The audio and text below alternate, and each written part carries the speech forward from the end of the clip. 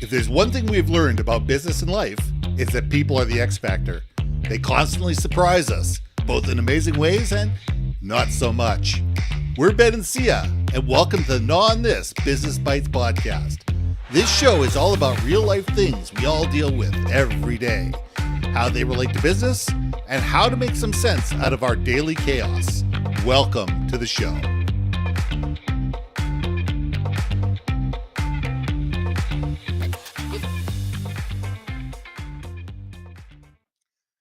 And welcome back to another episode of Gnaw on This Business Bites. I'm Ben, and this is Syya.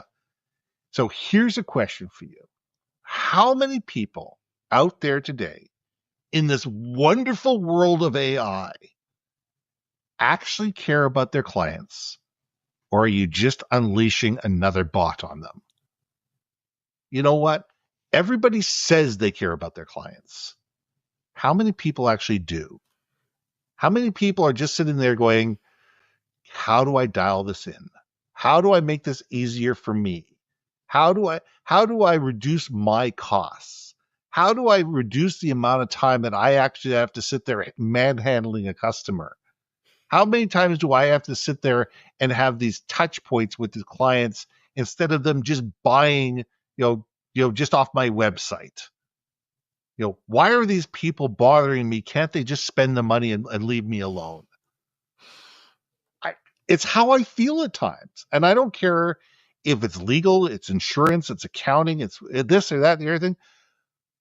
More and more businesses out there make me feel like I don't really matter, that they just want me to shut up, pay my bill, and go away, and come back and pay my bill again and go away. And that's what I mean. Are we just unleashing a bot on these people and just, don't really care about the customer service or customer experience? Syya, let's gnaw on this.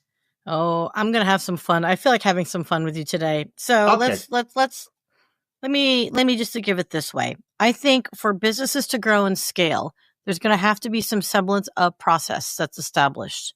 Okay. And, the biggest conundrum in business is how do we maximize our engagement with our clients, our existing clients, and our prospects in a way that they do feel loved, right? But we have to scale. It can't just be Syya, or it can't just be, Ben, gnaw on this by themselves all day long, right? Like at some point, maybe there's a team that has to respond back, write that newsletter or whatever. I'm just saying at some point, there is a bit of automation that as a business grows and gets bigger, it just can't be the founder doing everything by themselves. So I understand the need and interest and the value proposition that, quote, automation presents to a company. One of which is, hey, if we know, and they've done their studies and they've done their data analytics, and they say, hey, the first call into our 800 line is usually about bills, right? 90%. 10% is going to be about 10%'s outage. Whatever the percentage is, people. This is a lot. There's a lot of math in my head right now. Okay. And another 5%. I'm kidding. Anyway, what I'm saying is this: I could see where in the beginning, the salesman for automated operators, okay, would say, hey, you don't need as many operators. You've got this. Let them do the initial screening to route to the respective teams. And then you can have lesser operators from then on, right? That is a form of a bot, right? Because it's taking the phone calls, asking, what do you need? Push 1, 2, 3, 4, 5, whatever, right? I think as that is technology that happened 30 years ago, 40 years ago, or whatever. 30 years ago. Now we're seeing deeper use cases where these bots are doing much more intricate interactions with humans, right? In the customer service space.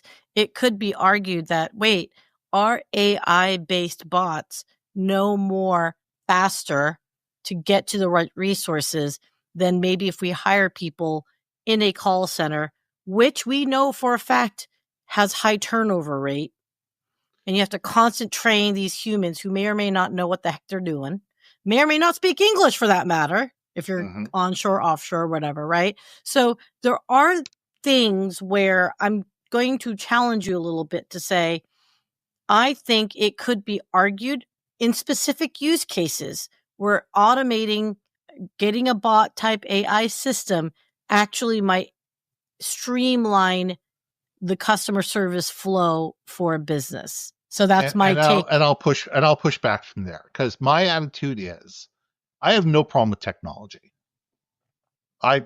Technology is a phenomenal thing. If technology helps humans be more humane and enables systems and flows that they and for me to be routed faster to somebody in some way that can solve a problem, I'm okay with it. The problem is most automation doesn't think. Well, first of all, yeah, it does, but most of it, people do not think about systems and processes when they're creating automation. People are not thinking about the end user clients and how the end user client engages with the technology, how the end user wants to be treated and wants to be routed through the system. And it sits there and frustrated. I mean, how many websites do you go to right now where there is no web page? There's no email on the web page. There is no phone number on the web page. You have to sit there and do reverse Google search to find customer service or tech support. If you might be lucky enough to get through to a chatbot, and then you realize that you're not actually dealing with a human being who can go beyond a series of things. You get to a chatbot that 3 questions in, the chatbot says, I've reached the level of my complexity. Please fill out this email form and somebody will get back to you, and nobody ever does.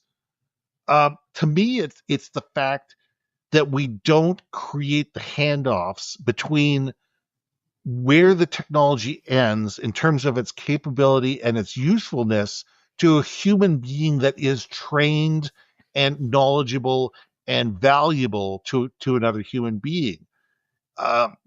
We need to sit there and take a look at that and sit there and say, yes, use technology where it is. I'm a big believer of how-to videos. You've got 30 questions that customer experience answers all day, every day. Have customer service and customer experience people create how-to videos using a Loom type situation on the thing where people can sit there and say, oh, okay, great. And I can go through the video myself at 3 o'clock in the morning when I can't figure out how to move my cursor from X to Y. That's a good use of technology. Yeah. That's a good news. That way you don't have to have a third shift who can barely speak English doing tech support where a video can do it quite easily. But it's a matter of sitting there going, is the technology being programmed and being developed in a way that is useful for human beings, or is it something that just makes it more cost effective for the business itself? And the question comes down to, you create all this automation, what's the bleed through on the backside of these businesses? You say you're always looking at it, says, oh, we need to grow, we need to scale. But how much are you losing on the back end that's causing you to scale because you're bleeding 30% or 40% on the back end because people are not renewing for your product because they're frustrated because there is no customer service, there's no training videos, there's no nothing there to help them be successful with the product. Oh, I'm right there with you, my friend. Like, I hear you on that because ultimately, as you move into process mode and you move away from the human element, then it becomes more transactional. Yes. Because humans inherently need interaction. That's just in our DNA, peoples. So, yes, while there is that argument, as I'd made earlier, it could be, again, just to save costs, optimize, ensure consistent messaging. Mm-hmm. I mean, we could argue all that back and forth. I think, though, ultimately is you have to think about the human element and the experience, right? Yes. Until we get AI in a situation where it's way more interactive, way more human-like in their conversational style, language learning model to make it. Look, we know we're talking to a bot, peoples, but I don't want to feel like I'm talking to a bot, right? And that's the thing, because gosh, you'd be surprised how many people like are verbally abusive towards bots, knowing that they're bots. But that's a different. I digress. Okay, wait. Reel it back discharged. in. Reeling it back in. Back in. Yeah. So I think my biggest problem is in the use case for AI is, we went to that customer service route, but my big thing, again, maybe because I'm selfish, is the marketing side of it, right? Like, to me, it's like, my philosophy is this: if you need to push out corporate messaging, a bot suffices, you guys. As far as like, if you need to put that mundane, I'll push back against that all day, every day. I know. What I'm trying to say though is if it's just like one liner, fine, just push it out. That's and it's already pre-canned. So when I say AI, I'm not saying that. I'm saying like it's a canned message and it's done. There's no change in it, right? What I'm really pushing back on though is people that are like, oh, well, I can have AI engage now. Like, they'll reply back to you on your social media profiles. I'm going to have AI DM people and proactively reach out on your behalf. I'm going to respond to the DMs on your behalf. Those interactions, those are the ones where I think it's very precious, that should not be AI solely. I get it. There are days we can't speak English or whatever native tongue language that we're communicating in. And the AI prompts might be helpful for you to be like, oh, well, have you considered answering it this way? Especially the mad, bad emails, right? Like, where you're like, oh, I'm about to drop a what on this, you mofo, right? Those are the times where AI is really good. Slow down, calm down. But automating like everything, outreach, engagement, responses, like at that point, then on top of that, you have your own bots responding back. Mm-hmm. At this point, who's talking to whom? So yeah, I'm catching what you're pitching, my friend. Well, it comes back to our differentiation conversation. It comes back to our conversation on differentiation. And it says that if you outsource everything to a machine, to a bot, to an AI algorithm, none of those things think. Mm-mm. They are only there to react. They're there to amalgamate what's already out there in the digital universe and be able to come up with some response that is generic, banal, average. And it's an average. That's an average. And therefore, you become a commodity that is easily replaced and soon forgotten. Mm-hmm. People, I think, moving forward, we're going to get to a point where people are going to sit there and there's going to be a rise against the machine. And people are going to sit there and say, no, I'm sick and tired of this. I am willing to pay to have a real human being. And I'm willing to pay to have somebody that can actually come in and solve a problem for me, because I'm so sick and tired of dealing with a machine that can only give me 70% of an answer. Or a completely wrong answer. Or a completely wrong answer. I mean, the world of hallucinations is real. I went through it yesterday with a client, and we were reading through what ChatGPT did, and it was wrong. It was completely wrong. And we had to say, are you sure?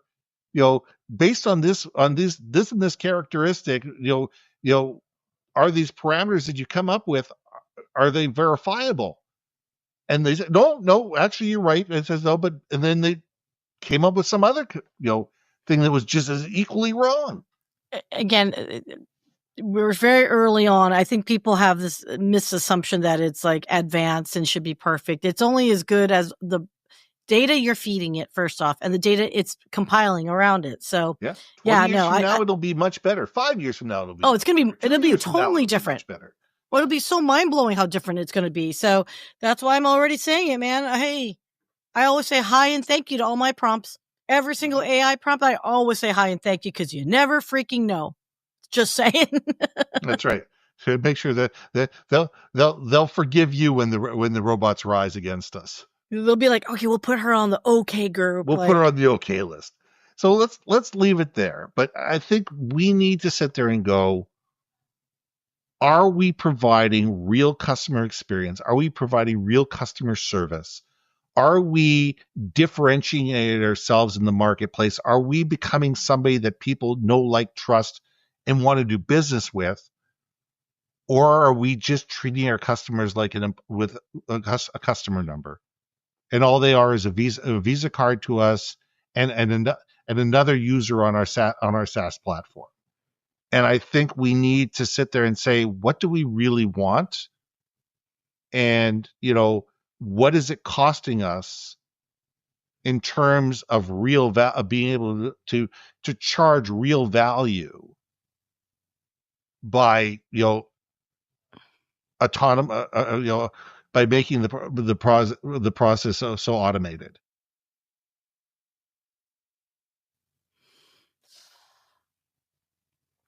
I don't know, man. It's coming no matter what we talk about right now. I think I just literally had a moment right there where I'm just like, there's nothing we can do to stop any of this. We're talking about it, but there's nothing we can do to stop about it. Like, I just got sad.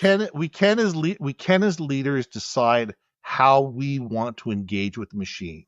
I get it. I'm just saying, literally this, like 2 seconds ago, my brain just went, this train is a rolling. Like, it's a rolling. And I just got sad there for a second. Syya? I just got sad. It's going back to the conversation we had, and we got to land this plane. It's how we react. I get it. It's how we decide we want to treat our clients. It's true. 100. I'm Ben. I'm Syya. And we'll see you soon. Hey. Thanks for listening to another episode of Not On This, Business Bites. If you liked what you heard, we most humbly ask that you like, share, and hit that subscribe button. If you want to communicate more effectively within your organization, contact Ben at IamBenBaker.com or me at BrilliantBeMedia.com. We can help you build your community, brand awareness, and personality through digital content and podcasting. We cannot wait to hear from you. See you next week for another episode of Gnaw on This, Business Bites.